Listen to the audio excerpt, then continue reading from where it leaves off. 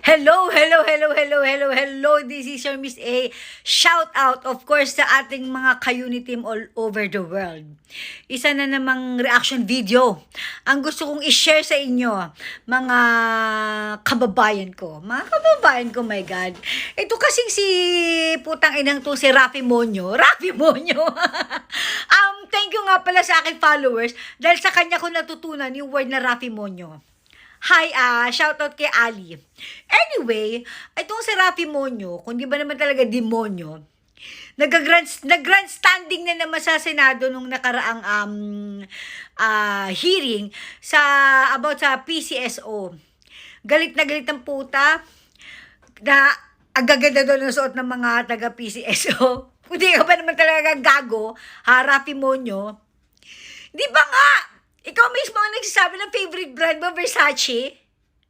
Tapos yung aso mo, naka-Gucci.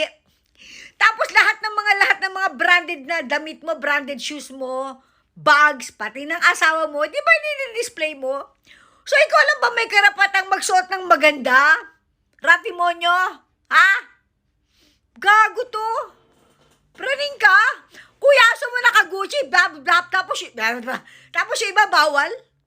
Yung ba gusto mong palabasin?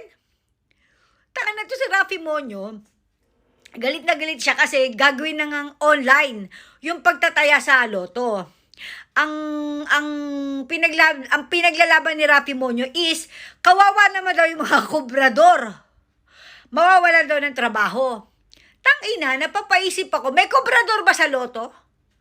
May nangungubra ba dyan? Diba ang loto, tataya ka sa loto, ano ba tawag doon? Parang stall? Parang gano'n, di ba? May ma-outlet yan doon ka tataya, di ba? Anong kobrador ang sinasabi mo? Nagpapanggap ka na naman na para sa mahirap na naman ginagawa mong gago to Rafi Monyo na to. Hindi ka ba ulol? Meron ka ba nalalaman na inisip mo yung kobrador? Kung totoong inisip mo yung kobrador, di sana hindi ka nagyayabang na pati aso mo naka-Gucci, ulol ka. Hindi ka nahiya sa mga kobrador? Putang ina. Diba? Tapos ito pang sabi ni Rafi Monyo alam naman daw ng lahat na ang mga tumataya sa loto ay mga mahihirap lang. Mga pobre daw ang tumataya sa loto. Takina, hoy Rafi Monyo. Hindi ako pobre, pero tumataya ako ng loto, ulol. Hindi ako pobre, pero tumataya ako ng loto. Alam mo ba, meron akong kaibigan na sobrang yaman. Pero tumataya din siya ng loto. So, fake news ka kaagad. Diba? Dahil sa yung maling paniniwala mo, pinapaniwala mo na naman ng mga Pilipino. Nabaliw na baliw sa kalokohan mo. Mahirap lang tumataya sa loto. Gago, pati ako tumataya. Pero hindi ako mahirap. Hindi ako pobre. Ayaw mo bang gawing online na ang tayaan sa loto? Ano na ba ang generation ngayon? Lahat na digital. Gusto mo talaga na pag-iwanan ng mga Pilipino dahil gusto mo manatiling mahirap para laging lalapit sa'yo dahil nga feeling mo, pinapalabas mo na ikaw ang huling pag-asa ng mga mamamayang mahirap. Ikaw ang pag-asa ng mga pobre. Rafi Monyo. Hindi ba? Hindi mo ba naiisip na mas pwedeng maraming makataya ng loto through online? Like for example, yung mga nasa liblib ng lugar or nasa malayong lugar na hindi nakakapunta sa mga outlet, hindi nakakaluwas para makapunta sa outlet or walang pamasahe or may sakit o pilay, ganun. Hindi makakapunta sa outlet. Kung may online tayaan, di makakataya, mas maraming makakataya, mas maraming maabot. Although hindi ko pinopromote ang gambling, no. Hindi naman. Ito lang kasi issue na napag-usapan sa PCSO.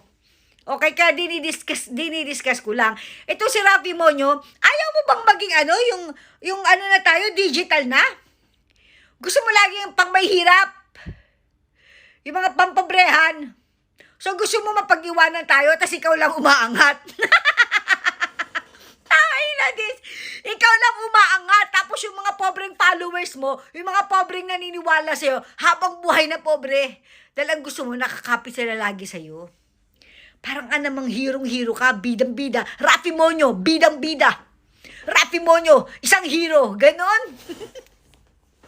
Baliw ka? Tapos, diba, diniscuss pa niya na, no, galit na galit pa to isang si Rafi Monyo. Kasi nga, konti lang, hindi daw lahat ng taga-PCSO ay is umattend sa hearing. Kundi ka ba naman, sira ulo? Busy yung mga tao. Kailangan ba lang sila attend dyan? Sira ba ulo mo talaga?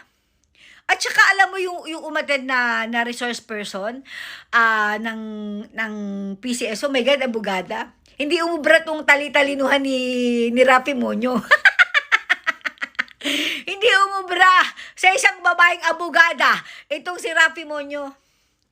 'Di ba? Lahat ng mga tinatanong ni Rafi Monyo, ay actually hindi tinatanong. May lahat ng mga binibintang niya, binabara siya, binabalik ng abogada na representative ng PCSO. Kasi nga sila may mga facts sila, may mga papel sila, may mga numbers silang hawak. Hindi katulad ni Rafi Monyo, puro bintang. Ang galing mo magbintang eh. 'Di ba? Pati yung head ng PCSO, akalain mo wala namang kinalaman. Sabihin pa niya, 'di ba, may sangkot sa katiwalian sa LRT ang boss mo sa sa PCSO si Mr. Robles. Ito naman si Rafi kung makasalita. Yon, pa lang yun bintang pa lang, hindi pa rin papatunayang guilty. Eh di ba ikaw kriminal ka? Guilty ka sa kasong libel dahil magaling ka manira, ulul ka. Rafi Monyo, demonyong talagang datingan nito. Wala na magawa sa buhay kundi manira.